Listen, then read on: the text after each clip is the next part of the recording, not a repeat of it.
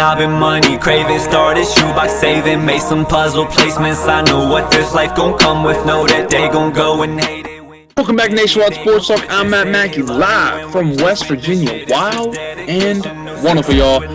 Episode 92 is underway. A lot of sports took place this past weekend. Upsets happened, and teams showed their dominance. Let's just put it as that. Next to me on the video chat, live from Morgantown, the man himself, Caleb Lang. Caleb, what's up?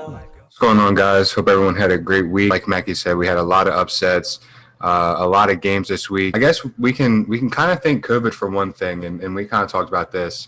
We have 7 days of football right now, which is amazing. Like I love it. So yeah, I mean, let's get right into it. Exactly, get right into the show.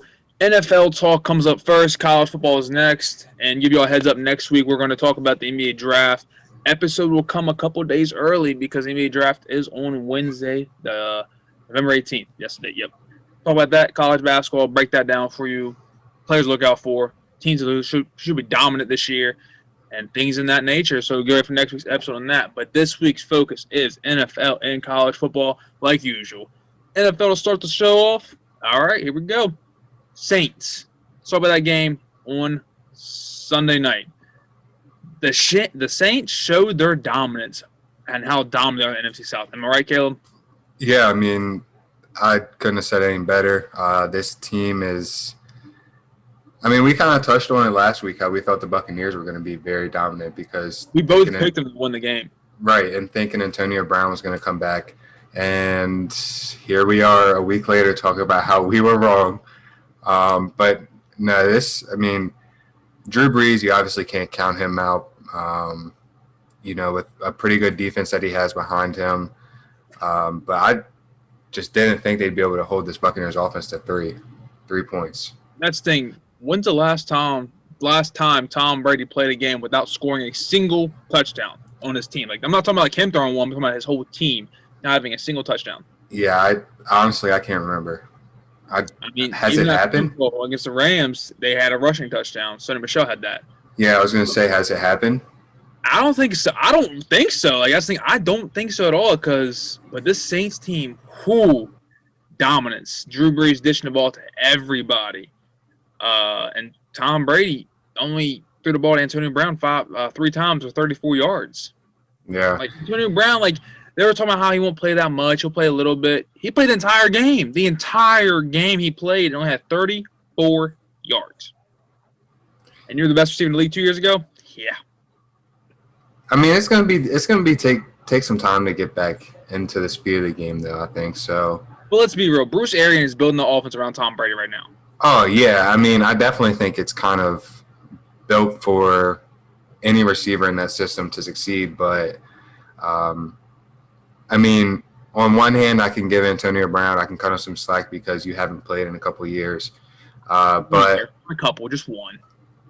But on the other hand, I mean, like you said, you were the best receiver when you were in the league. So 2 years ago.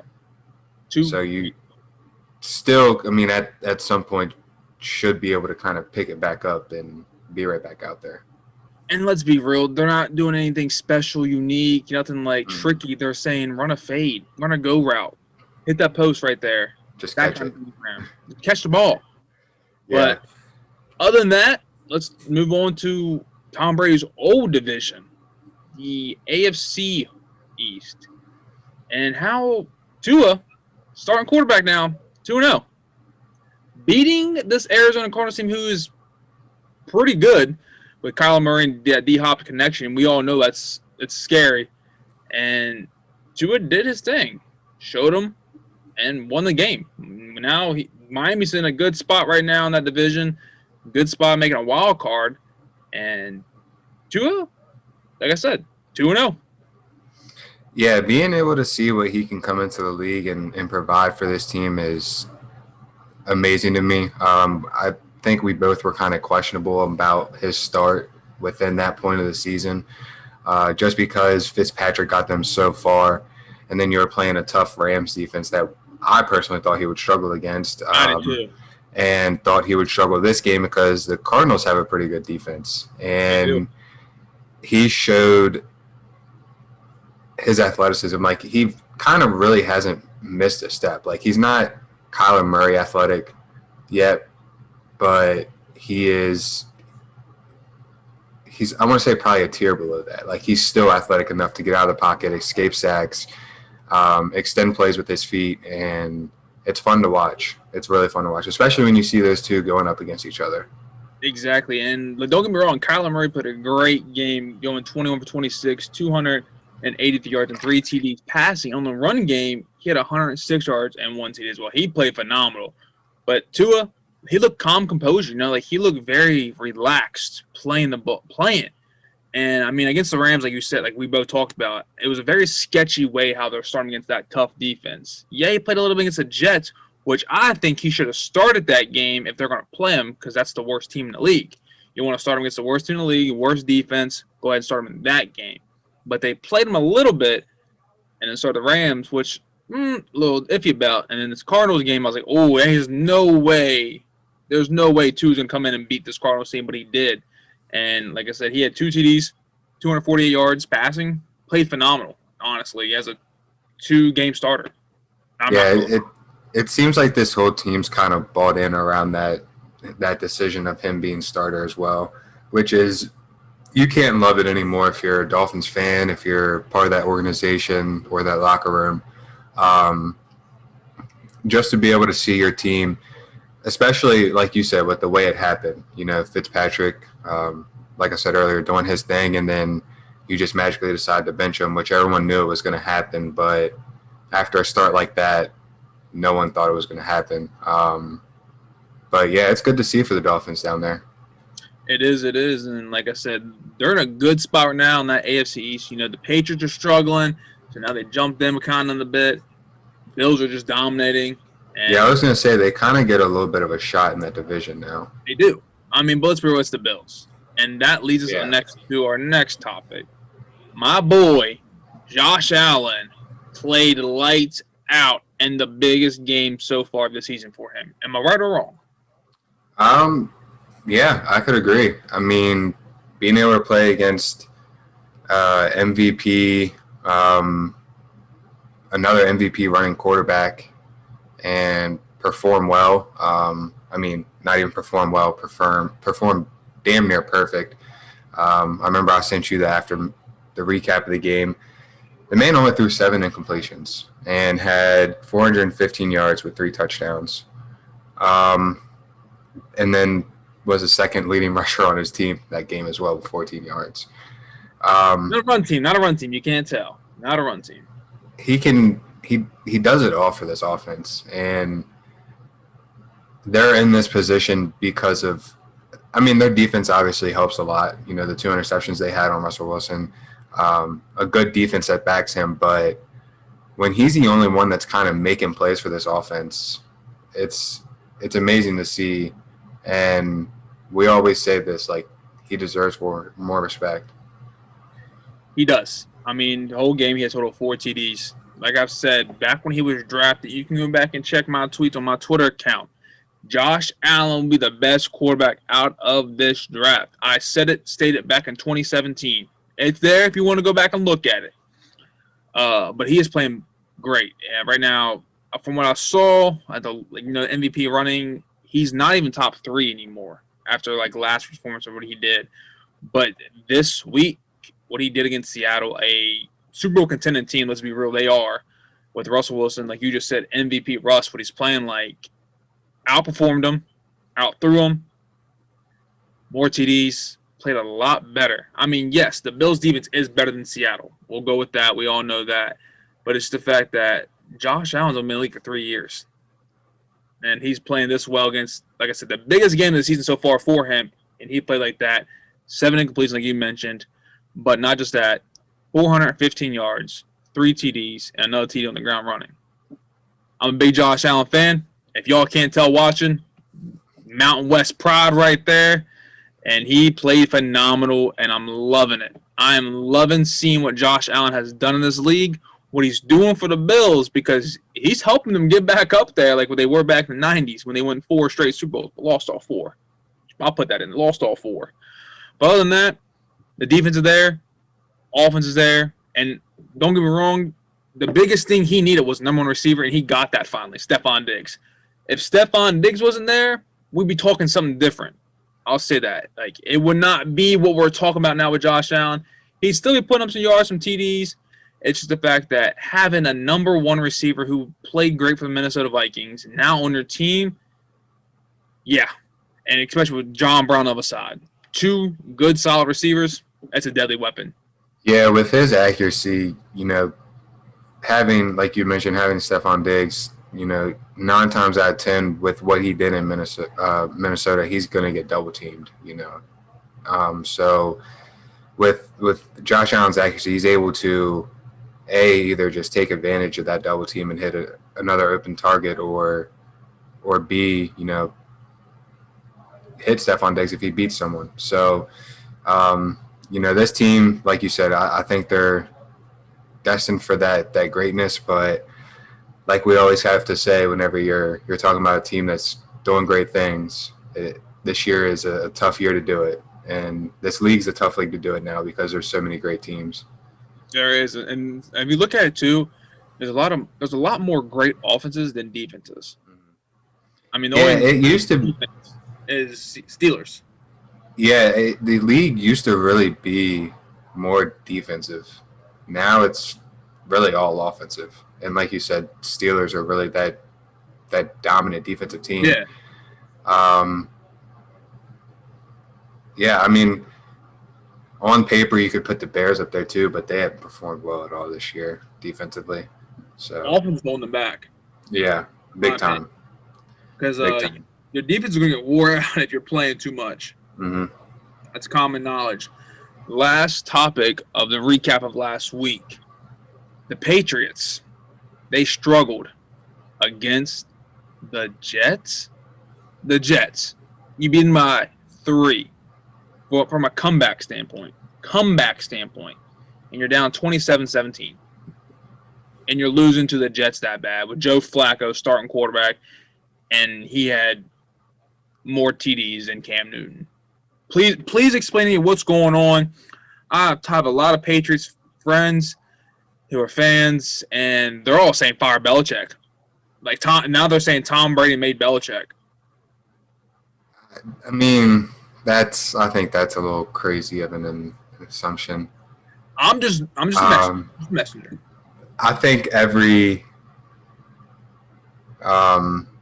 great coach has had their great quarterback or their great players. So, I mean, I wouldn't say Tom Brady made Belichick. I would definitely say he's helped his legacy and gave him a boost. He made his legacy. And I would kind of say the same. I mean, would you say the same for Belichick and for Tom Brady, though? Like, do you think Tom Brady would be the same player he is today without Belichick? We don't know, but we know what Belichick was like before Tom Brady. That's true. I just don't think Tom Brady would be the person that he is today because of Belichick. Because Belichick has always been able to scout out that talent somehow, one way or another. Like, it was his previous draft. I can't remember where he was, but during the draft, he was out scouting the offensive linemen in the middle of the rain. Like, you don't see any coach ever doing that. Really only Belichick. If they want him bad, they will. I mean, yeah, but the dude wasn't even like a third round pick. But Belichick has been able to go after those late picks and seal those solid players that he would be able to help build their career. And I think I don't think that's what he did for Brady. I'm going to counter that right now for you. If he does that so well, why is the team so bad right now? His whole defense is out right now. And I'm not even a big Patriots fan. I do not like the Patriots. All right, question for you. Name one receiver on the offense. You can't. You really can't. You can't, but I mean, what else? I mean, you got Julian Edelman, but he didn't play. Well, he didn't play. I think he's still out, isn't he? He's injured, right? Yeah. And then Damian Harris, who had 71 yards this game. So I don't know. It's 1 year though. Like, I think everyone is too showing quick. a lot. It's showing a lot. Is it though? Because Tom Brady's losing games. So I mean, you can't say, oh, well, Belichick's losing games. I understand Belichick's losing more than what Tom Brady is, but Tom Brady just got blown out. So, you can make that. The Patriots beat the Jets by 3. A comeback. Down by 10. All I'm saying is you can't make the assumption of Belichick is not the coach he is without Tom Brady off of just 1 year without having Tom Brady. And how many players he's on top of the list of COVID players sitting out this year. 9. No, 7. It's 7. And 4 or 5 of them are on the defense, if I'm not mistaken. Did they start? 2 or 3 of them did. But you just said he's a good draft. You just say he's a good draft. Good draft. He is. He got Tom Brady late. 6th round, but I'm saying you just said that Belichick's good at getting late players in the draft, picking key ones out. He is, but the NFL is way so good. Why is he not filling that hole? It's 1 year though. You gotta give those players time to adjust to the league. Another question: is Cam Newton right for this team then? I don't think so.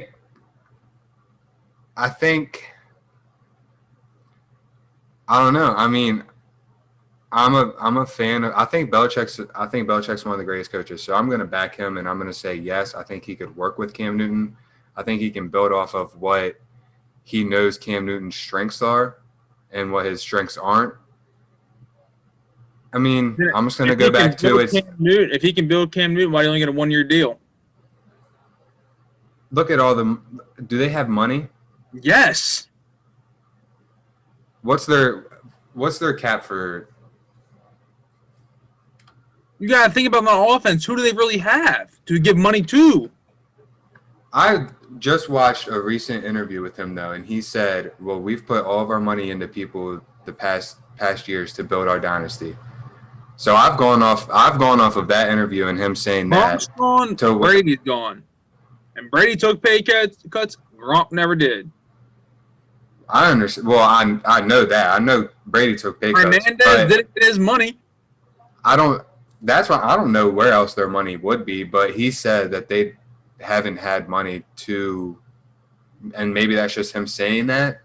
But he said they haven't had money to, like, they didn't have money to sign him. That's why they signed him to that $1 million deal. 1 year. I don't know. 1 year. Because you could take that and make it 2 years, $2 million. I mean, yeah.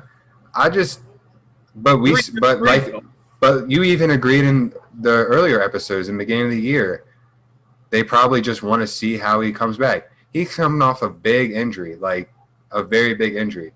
Yeah, he's an MVP caliber player in recent years, but that's a big injury to come off of. It's the same with when Dak will be coming off his injury. That's a big injury to come off of. I want him gone. Who, Dak? I want him gone. The other week you said you were hoping maybe he'd come back and do okay. You're giving up on that because I know what Jerry Jones is going to do. They ain't gonna let him go. So you're just hoping on a draft pick now. I'm hoping on Josh Allen to come forward. That's what I'm hoping for. Now, I just think, my personal opinion, I think Cam Newton, like I said, Bill Belichick can build around his strengths and weaknesses. And like I said before the season, I think they just want to see how he can do off this injury. I mean, the dude threw for 274 yards. I mean, yeah, they barely got the win, 0 touchdowns, but 274 yards. I mean, yeah, you're playing the worst. The Jets, Caleb. 0 TDs against the Jets. I understand that, and that's a big thing, but it's a major problem. you can always go back to who's he have to throw the ball to. Jacoby Really Myers nobody. he had 169 yards. I mean, hey, you got Joe Flacco back there. Joe Flacco back there, man. Who's he throw the ball to? Look what he did. His number one receiver is Jamison Crowder. Come on, Caleb.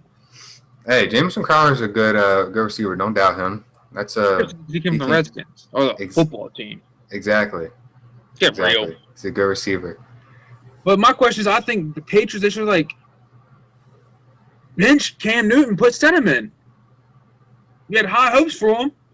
And then this is where we go back to their need to do preseason.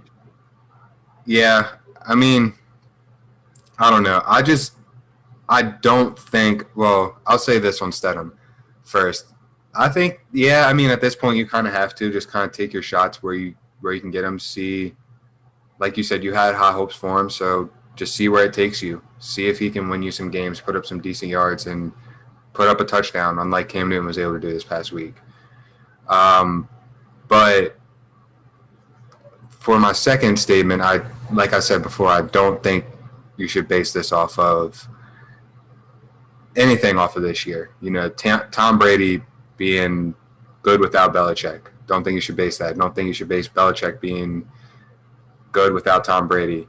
Or teams like, or saying, you know, even teams are choking or, you know, not good when they had high hopes for them this season, because there's so much going on within each locker room week in and week out with the COVID test and COVID, you know, players that are out, and then the protocols. It's a lot on these players. So this season, I can only imagine how much of a hell it would be for them. But I mean, I agree, but like I said, there should have been a preseason. I mean, obviously there wasn't, but there's a preseason. We can see how Stidham's doing, where he's at, and if Cam Newton is still ready to play in the NFL. I mean, so we'll touch on this real quick for our last point on this game. You're 3-5.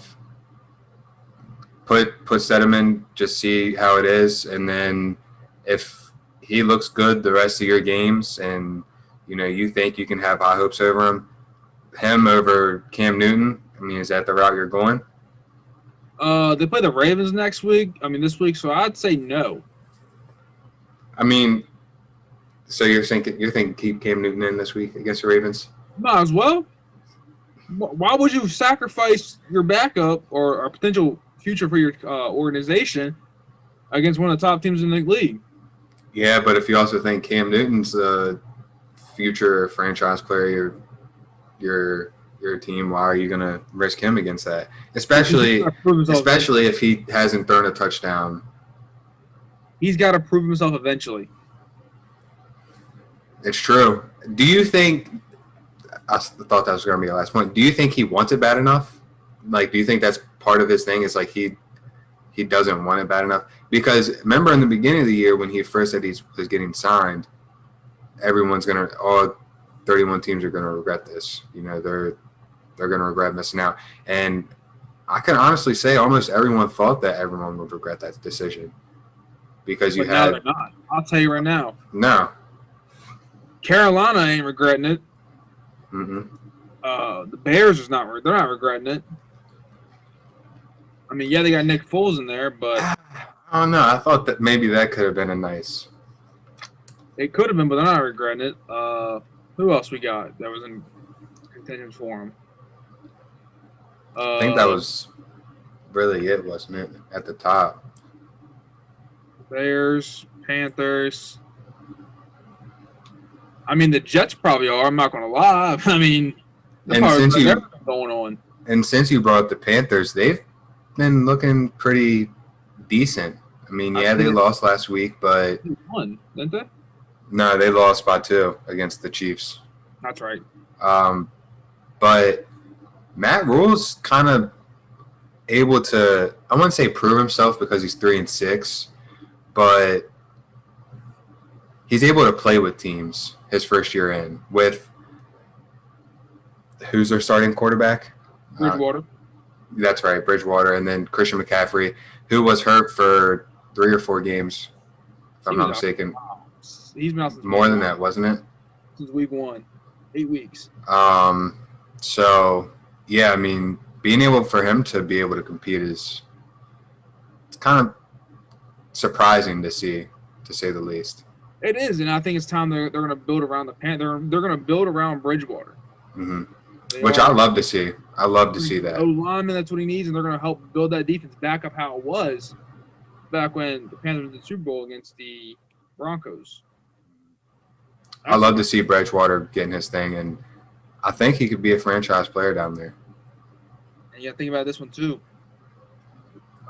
The Jets, last point. The Jets' number one receiver last year, Robert Anderson, is down there with Bridgewater. Mhm. Shannon, top 5 in the league in receiving yards. But that's the last point on the recap. Time to move on to the Thursday night football game that's happening tonight. So we got the Colts going against the Titans. A nice AFC South rivalry about to happen, about to take place. What are you looking forward into this game tonight?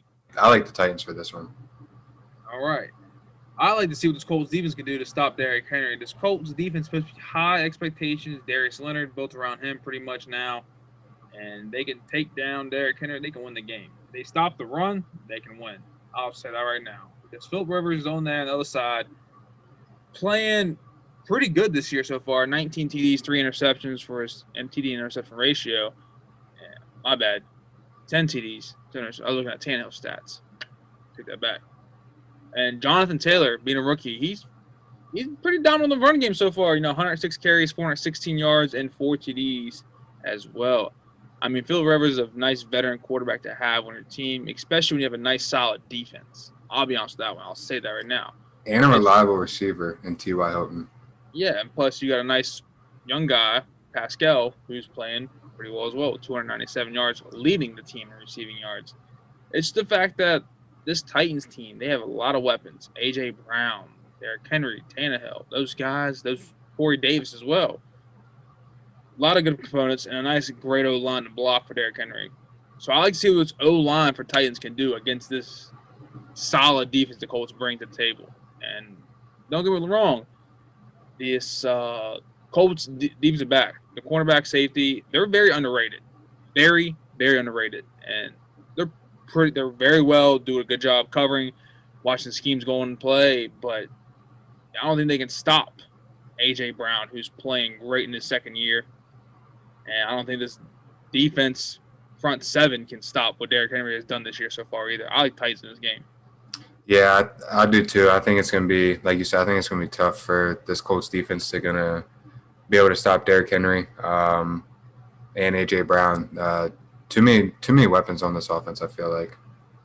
I agree. But since we just talked about a pick right there for the Thursday night football game, it's time to move on to the picks of the week. So, last week, Caleb went 7-7. Boo. Give him a thumbs down. Just got 500. Just got a 500. I went 10-4. Raised the roof. Heck yeah. For the year so far, Caleb is 71-41-1. I am 76-36-1. So, Caleb, you are 5 games behind. And you thought you were coming back on me. Yeah, right. So, we both picked the Titans to win tonight. That's a Thursday night game. Next game underway, we got the Browns and Texans. Who you like?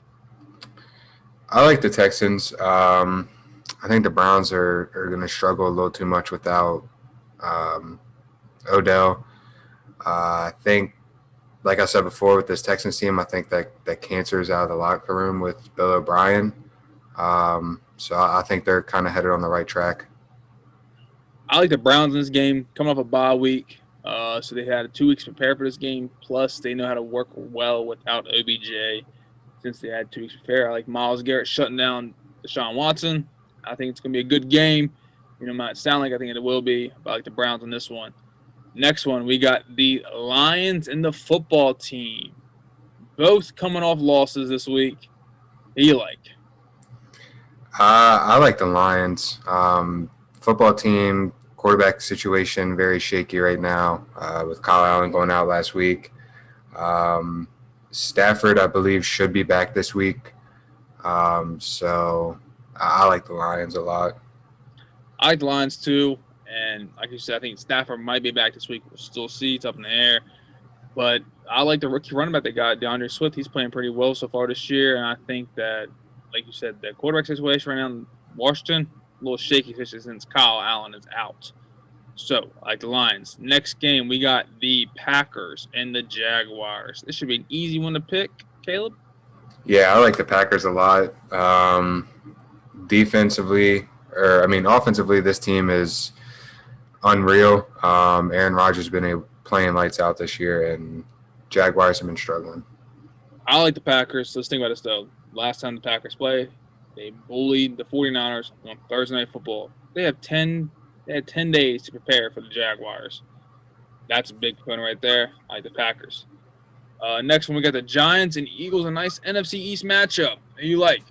Yeah, I like this game a lot, solely on the fact of the Giants coming off a pretty nice win, I would say, last week against the football team. But I do think the Eagles are able to squeeze this one out. But with this division, who knows? Yeah, and just because of that, I'm going with the Giants. I'll be honest with you. Just because you don't know what's going on in NFC East, I'm going to go with the Giants. That's solely the Don't blame you. Only reason why. Next one, we got the Buccaneers and Panthers. Two teams we talked about earlier in the show. Who you like?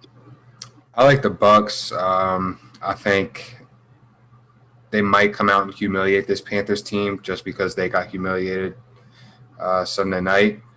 And I just don't think they can compete with the amount of weapons that this offense has on the Buccaneers side.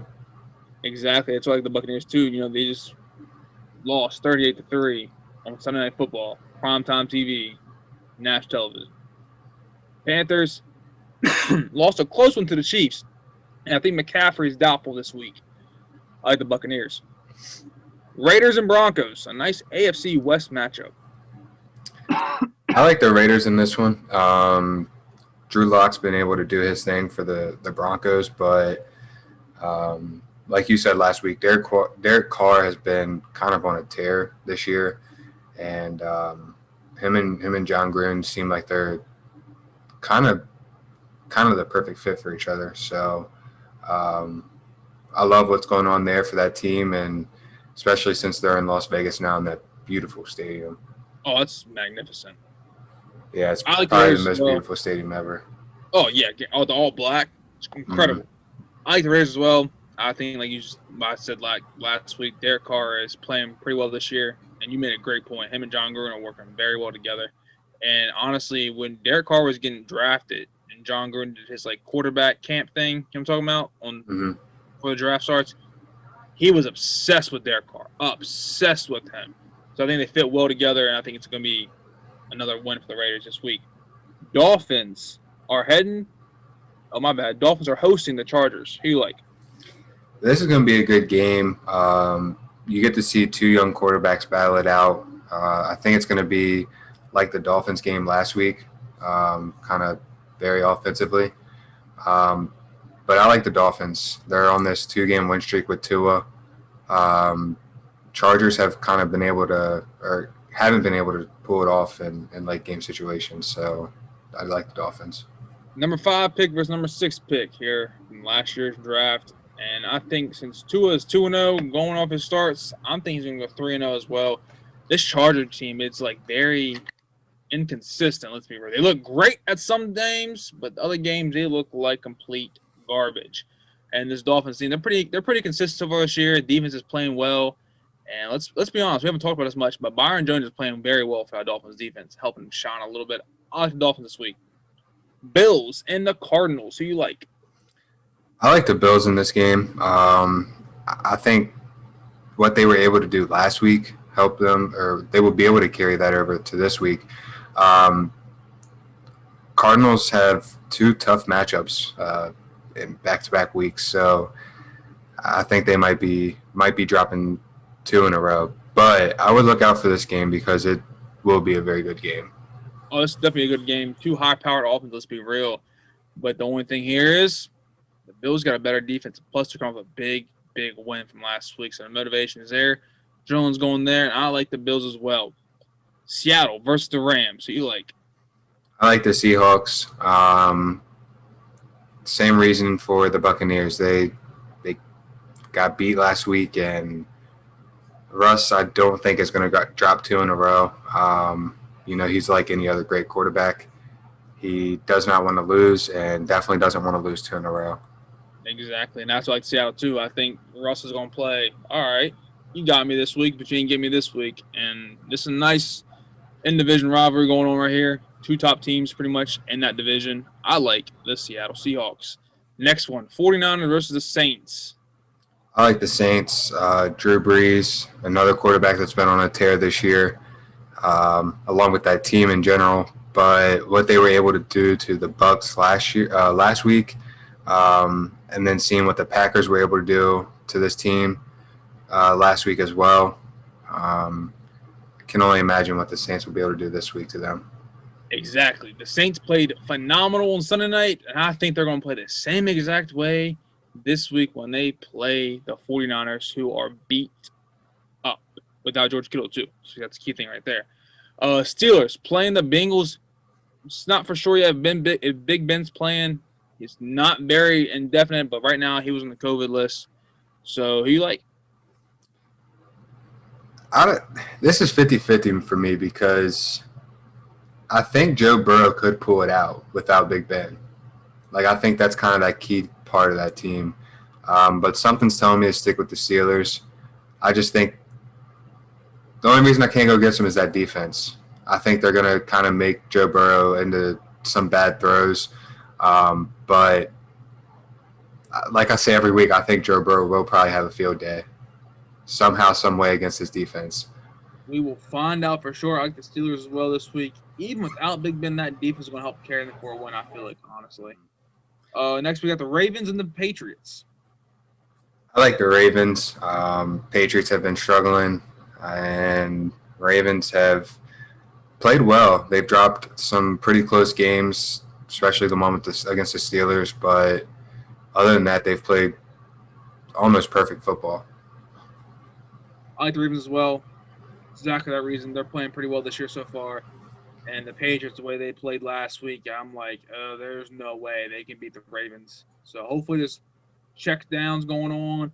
Hopefully Belichick's got everything under control. But I just don't see the Patriots winning this game at all.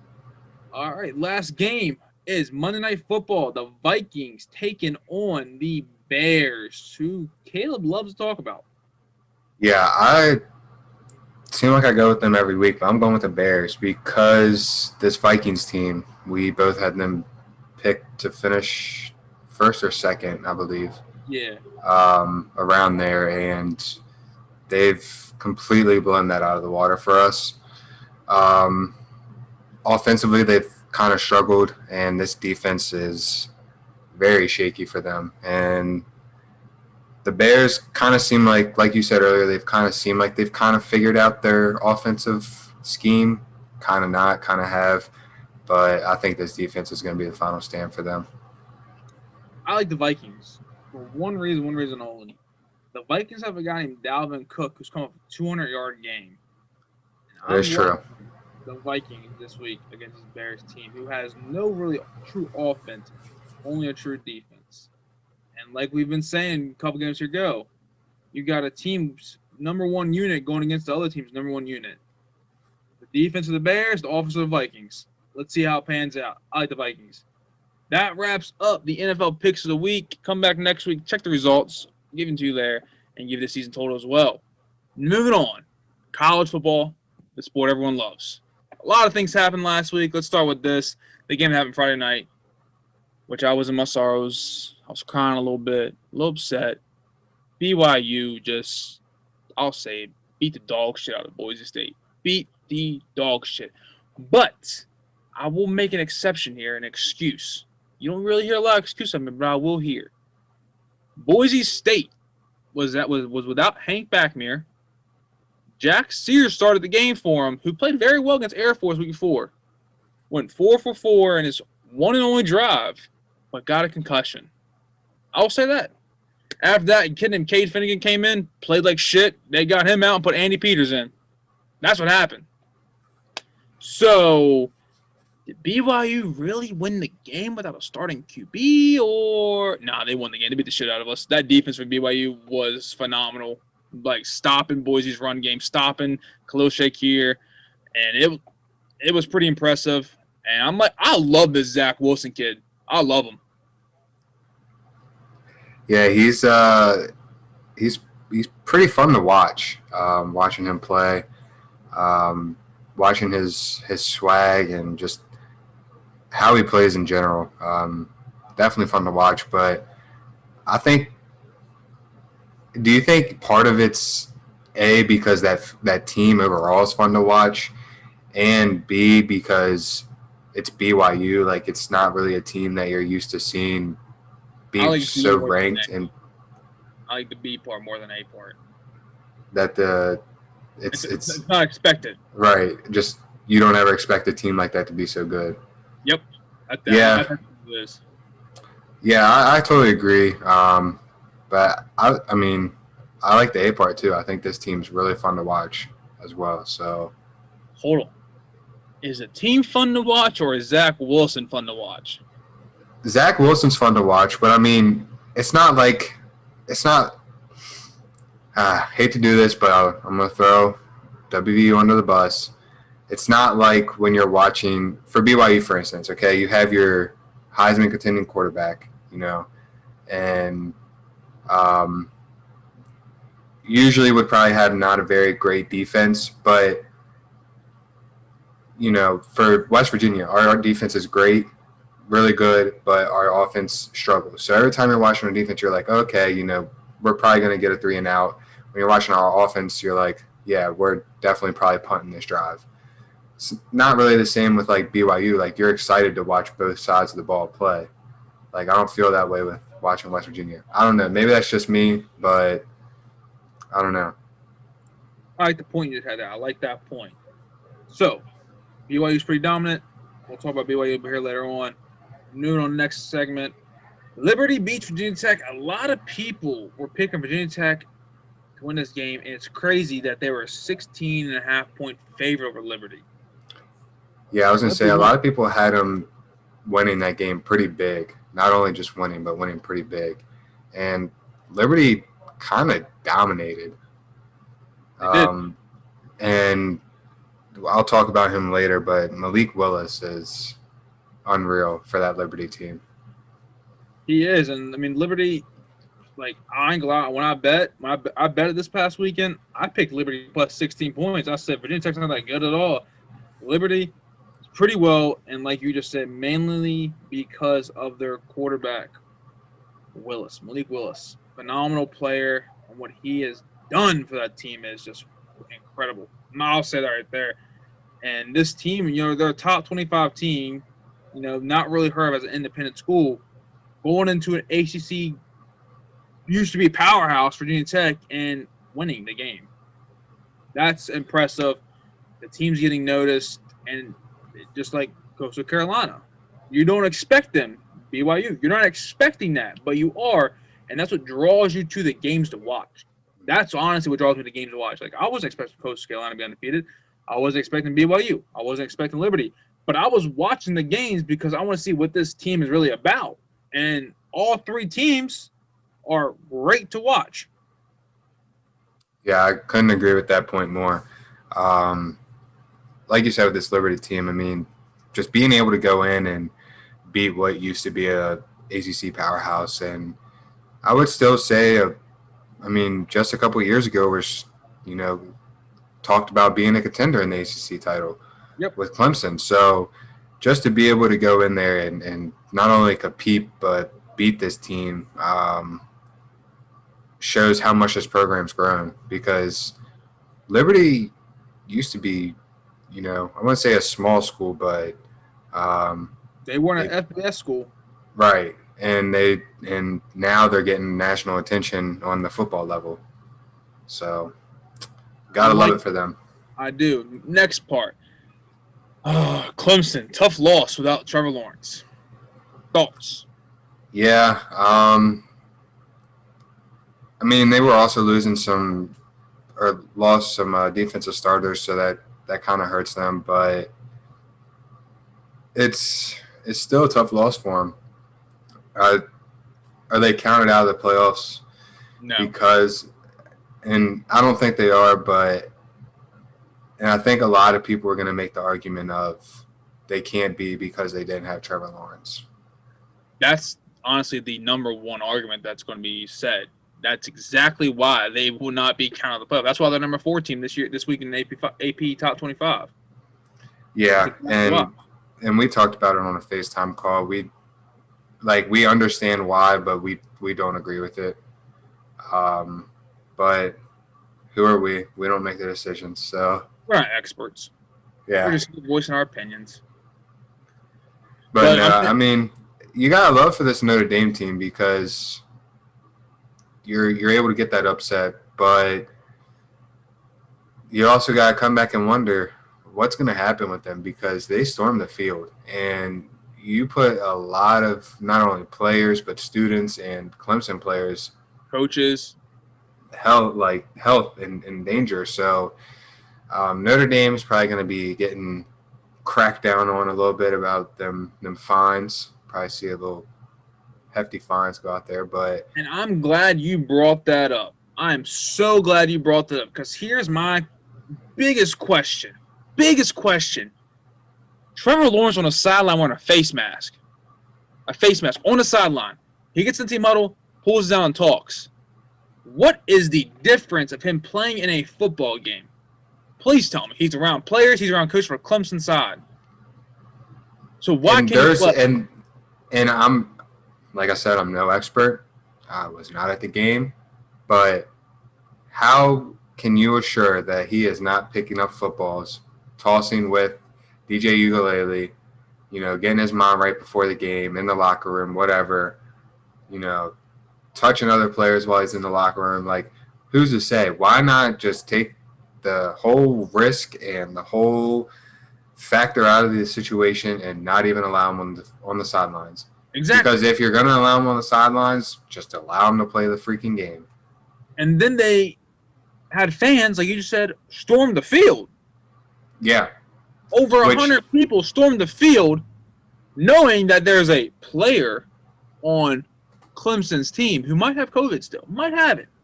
But we're not 100% sure. But he's on the sideline right now. We'll just let him on the sideline. Go ahead, sit there, buddy. Don't worry. Just wear the face mask. You're good to go. But after you just lost, we're going to let the hundreds of fans storm the field. Please tell me how that makes any sense at all. It doesn't. And I would expect NCAA to probably crack down, like I said, on fines, but also crack down on that because, A, if you want the season to continue, that can't happen. And B, if you want people to stay safe, that cannot happen. So looking at it either way, I mean, it's not good for Notre Dame or NCAA right now. Not at all. Now, let's move on to a Big Ten team that you hate and despise. Michigan, I don't know what to say about them. Are they just that bad, or does Harbaugh need fired, or he's obviously he's overpaid. Let's be real, overpaid. But I mean, isn't he the top paid, one of the top paid, third highest? Because Saban's the highest, right? I know Saban, Harbaugh. He's top 3. Yeah, it was Saban, Harbaugh, and then I think Urban Meyer was third when he was at Ohio State. I think it's Tom Herman now. Him or I think Les Miles might be up there as well. For Kansas? No. Or no. He was whenever he was at LSU. LSU, yeah. I was thinking of FIU coach, not Les Miles. Kiffin? Lane Kiffin, yeah. I'm pretty sure he's up there. Ole Miss now. But, yeah, I think he's probably up there as well. But, yeah, I don't know. Definitely overpaid. But if he can't win games against Indiana or Michigan State, you can't win the game that matters at the end of the year. And that's the Ohio State game. And no matter how much you want to say, and this is not me being biased towards Ohio State, but on Ohio State side or Michigan side, if you're the head coach and you lose, I think Harbaugh's lost 4 or 5 in a row, if not more, to Ohio State. Season he's been there, he's lost. You gotta, something's gotta give. And like I said earlier, that's the biggest rivalry. And I want to say almost all of sports. I mean, you have the Duke UNC rivalry, you have obviously other rivalries, but it's up there because of the hatred and everything. But yeah, I mean, I would say probably get fired. Yeah, I think it's time. I do. I think something has to happen. You got to go, man. You lost every single season you've been here to Ohio State. Top 10 in recruiting classes. Exactly. This year you're 1-2 right now. You beat who they play week 1. They snuck by somebody. Minnesota. Beat Minnesota when they were 21. So it was a credible win at the moment, but then you lost to Michigan State, and then you get your ass kicked by Indiana. But is Indiana that good? Like, we can also kind of flip that. So. I think they're a good team, but Michigan always has that hype around them year in and year out too, which I think kind of hurts them or hurts them. Same thing if, say, Harbaugh weren't there next year, would you still say the same thing about them having the same hype around them? So no, you don't think so? I mean, I think the hype will not be there.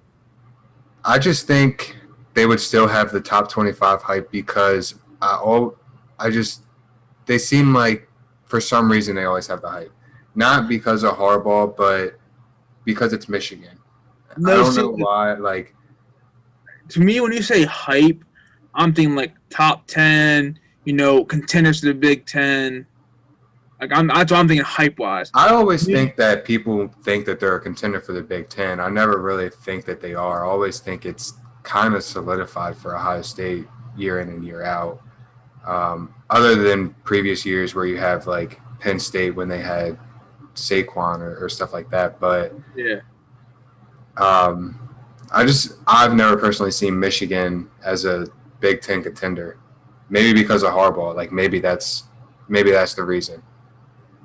No, I agree. I haven't either. I really never said, "Oh yeah, Michigan's going this year." I've never said that. Yeah, I don't know though. I mean, it's tough. I think it's time to part ways. Yeah, for sure. I would definitely say that. So with that being said, let's move on to our 5-star performers of the week. Every week, Caleb and I do 5-star performers of the week because in high school, you might have been a 2-star, 3-star, 4-star, but you were never that 5-star being recruited. But this week, we saw you shine, and that's why you are a 5-star performer. Caleb, give me number 5. My number 5 guy, running back, Jarrett Patterson, 20 carries, 137 yards, and 2 touchdowns, as they were able to get that 49-30 victory over Northern Illinois. He has been on the show plenty of times last season, for sure. But since the season started a little late for him, but guess what? His first week back, he's back on the show. It's crazy how that works. My number 5 guy is Max Duggan, the quarterback out of TCU. Not for throwing, but for running the ball. He had 19 carries, 154 yards, and 3 TDs in that big win over Texas Tech, 34-18. My number 4 guy is Kyron Williams, running back from Notre Dame. 23 carries, 140 yards, and 3 touchdowns. As we said earlier in the show, he was able to get that kind of that key part of that big upset win against Clemson. Well, my number 4 guy is the same exact guy Caleb said. Kyron Williams, running back at Notre Dame. Big player, big former, and a big game. Shine very well. You got the 5-star shrine on him right now. Give me number 3. My number 3 guy is, talked about him earlier as well, Malik Willis, Liberty quarterback, 20 for 30, 217 yards, and 3 touchdowns. Also had 19 carries, 108 yards, and a touchdown.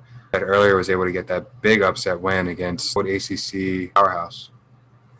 My number 3 guy is the quarterback out of Florida, Kyle Trask. 30 for 43, 474 yards, 4 TDs, 1 interception, and that dominant win over Georgia, 44-28. And that's honestly the reason why he's top 3, because the way he played and the way they beat Georgia. My number 2 guy is Romeo Doubs, wide receiver from Nevada.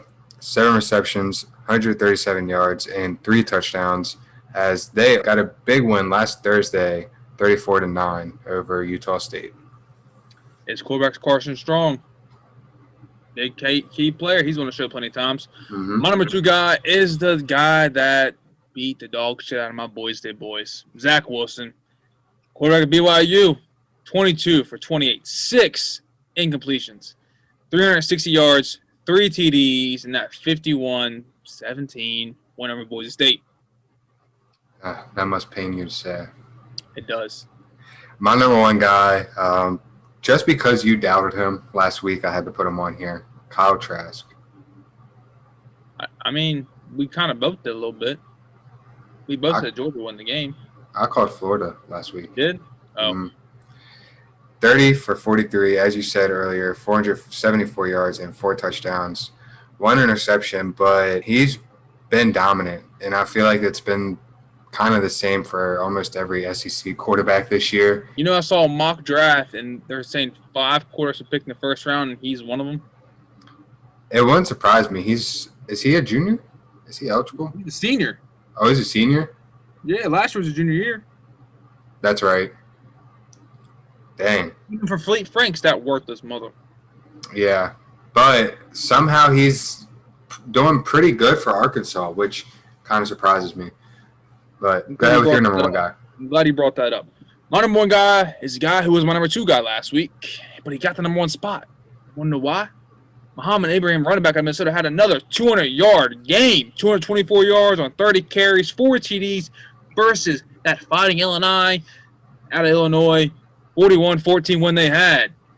Bang! He was number 2 last week, number 1 this week, and hopefully he's on the list again next week for another 200-yard game. Back-to-back ones for Mr. Muhammad Ibrahim. The way he's been playing so far, I'd say he's probably going to be somewhere on one of our lists next week. Oh, guaranteed. Guarantee it.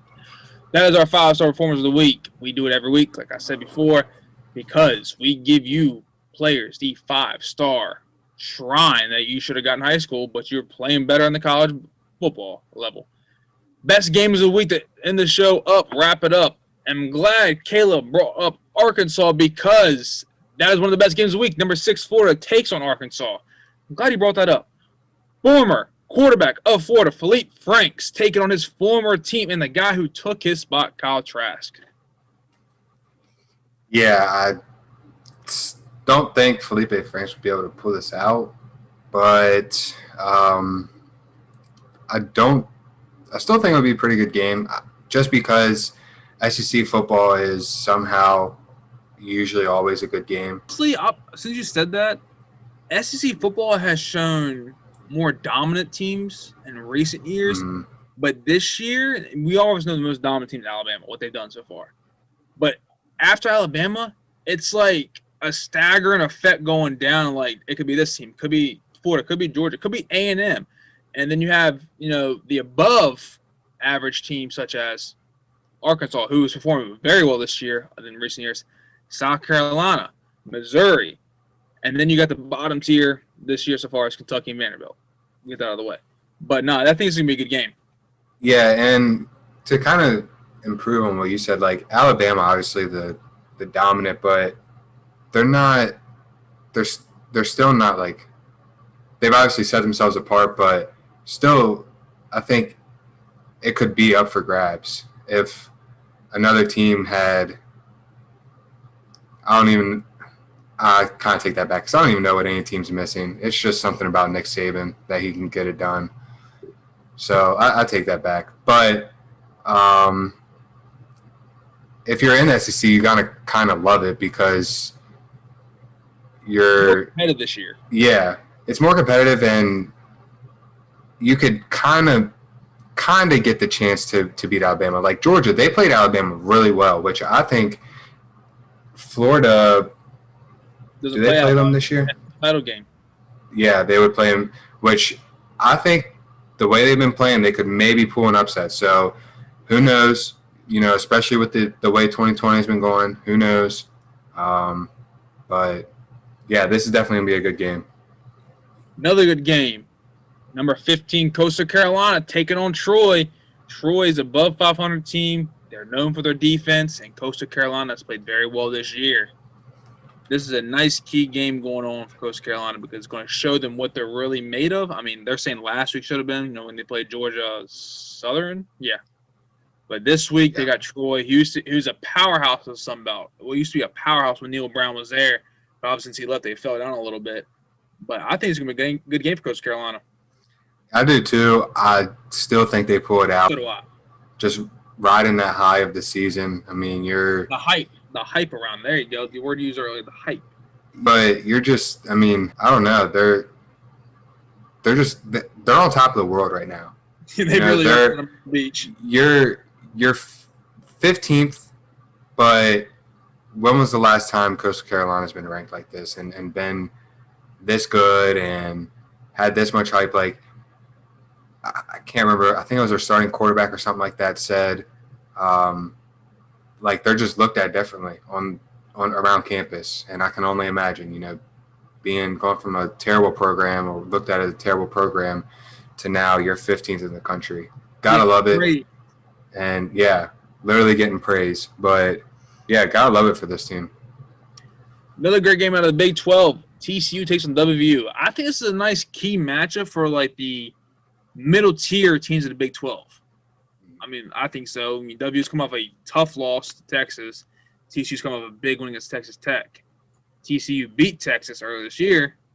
WVU just lost to Texas. So a lot of like middle teams right there in the Big 12. This is one of the best games of the week. Yeah, and WVU could have won that game. Very questionable call. 100%. But that's what happens when you get on Texas and play. So who you like in this game? Don't be biased. I honestly, the way that WVU played last week, I really think they could pull this one off. And I know I said it last week, but I don't know. You'll be right eventually. Yeah, I'll get there someday. No, I mean, I've seen a lot of people not really like what Neil Brown's done for this team. They kind of think like he's a terrible play caller or just can't get it done. But I like what he's done so far. He's the offense has struggled so far this year a little bit, but last week they looked pretty good. A questionable call, and weeks before they've looked really good. And then we've had, a couple of weeks where our offense and defense have both looked really good, and we were able to come away with a nice win at Kansas State. So I think they come out and play this game good. Returning back home from a tough loss to Texas will be a big help. Getting greeted by the good old Mountaineer faithfuls will always, that's always a great thing for the players. So I think they can ride that loss and build off of it. I like TCU. You do? You don't think this little bit of a home field advantage will help? Is it really home field advantage when you're having 25% capacity? No. But, I mean, I don't know. I'll have to ask a player about that if you could actually hear it down on the field. I just like Max Dungy, what he's done, what he's doing. Yeah, I mean – and I'm sorry. I can't say the same for Dahee, like consistency. No. Like some games he's good, some games he's not. Some drives he's good. Browns. That team is really Letty Browns. Right now, yeah. Or the defenses. Right now, the whole season's been. Or the defenses. Yeah. I mean, Letty Brown, like you said, Letty Brown it's his offense, and I think he probably can rack up maybe 200 yards. Like I said before, I hope I'm wrong. But I like TCU. Next game, another middle tier ACC matchup. Wake Forest taking on UNC. Wake Forest sitting at 4-2. UNC fell down a lot, being 5-2 now. You think Sam Howell can pull it through and get a 6-1 on his record? Yeah, I do. Can we talk about how this team was supposedly better than Ohio State, though, to begin the season? No. That's all. Nope. Don't want to hear it. But, no, I was just throwing shade at ESPN. Oh, I know. Because no one else would have ever said that in their right mind. But, no, I don't think this team – I don't think that they're bad. I think that their losses – they're just hiccups in their schedule. definitely tough losses because I honestly thought that they would have had a really good season this year. Like I thought maybe Clemson would have probably been their only loss and maybe, a hiccup game or there, but not 2 hiccup games and then probably Clemson lost later in the season. But I think they can get this win. They need a turnaround big time, especially with the hype that they had around them in the beginning of the season. You kind of want to get that hype back around you to end the season, especially going into a Clemson game later on in the season. And the last best game of the week comes out of the Big Ten. Number 23 Northwestern taking on undefeated Purdue. I like this game because it's going to show what Northwestern is really about this year. They played 3 games so far. Beating Nebraska 21-13, beating Iowa by 1, but then beating Maryland bad, like beat them 43-3. Purdue, with their 2 wins, beat Iowa by 4, and then beat Illinois by 7. So it's going to show where both teams are at, if both teams are really what they're supposedly. But the defense for Northwestern's a lot better. I mean, they only allow 12 points per game. I think Northwestern get the win. It's the fact that you really still can't tell for the Big Ten teams or the MAC teams or the Mountain West team who's really dominant. You still can't tell. But after this week, you're going to see who's dominant, who's really about it, and who's not. Yeah, I agree. I like this Northwestern team just because of defensively. They're very pesty and a very good defensive team. I think they're also kind of riding that hype of, we're now 23rd in the nation, and we haven't had a start like this in a while, so let's build off of it. I mean, last time I can remember Northwestern being good and having a 3-0 start like this is, I'm going to say, around 2013-ish, 2013, 2014-ish. A while ago. They played in the Big Ten title game like 4 years ago? Like 2014, 15. Something like that. Yeah, because I remember now we're about to show our age right here, to NCAA Football 14. I think they were ranked in that. But something like that. Yeah, I think they're a good team, kind of getting their program built back up, which I like to see because I want to see more competition a little bit in the Big Ten, personally. I don't like going out and seeing Justin Fields put up a shit ton of yards and run over teams. Well, you might not see it this week because the game's canceled, so sorry. Yeah, and I can't get it both ways because I hate that the game's canceled because now I can't watch Ohio State football. So I guess I'll watch some other Big Ten football. I'll watch this Northwestern game. There you go. That wraps up episode 92 from Nationwide Sports Talk. Caleb, say your peace, love, and goodbyes. Like Mackie said, guys, that wraps up this week. See you guys next week. Make sure you like, subscribe on YouTube, leave a comment. Follow us on Instagram and Twitter at Nationwide Sports Talk. Like I said last week, we're doing weekly polls on both. And me and Mackie also talked about doing Instagram Live for college game days, doing our little previews for college game days, just talking and having fun. Come join the fun, and we'll see you guys next week. Like Caleb said, when you watch the episode, hit that thumbs up, leave a like. Also, hit that plus sign, subscribe. Simple as that. More viewers, more subscribers, the better we feel about ourselves. Let's be real. It's all about the likes and subscribes nowadays. That's all it's about. Follow the Instagram, follow Twitter at Nationwide Sports Talk. Something that we've built upon, doing polls on weekly, especially all NFL games and a lot of the big matches for college football. So we do that every single Saturday, every single Sunday. So join in, pick the poll who you like to win in some games, and you never know. Some people might think, like last week, for example, what was a good example? The Vikings and Lions game.